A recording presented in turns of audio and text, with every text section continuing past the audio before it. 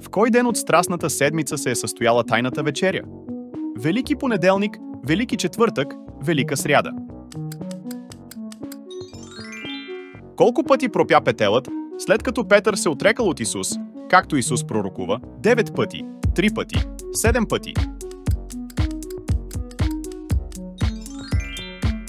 Кой апостол първоначално се е съмнявал във възкресението на Исус, докато не го е видял лично?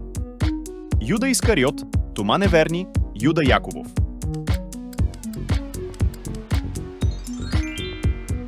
Колко трае Великденският пост?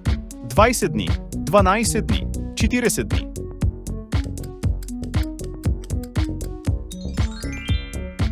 Абонирай се за още знания. През кой век се появява козунакът в България? 9 век, 19 век, 20 век. Напишете отговора в коментарите.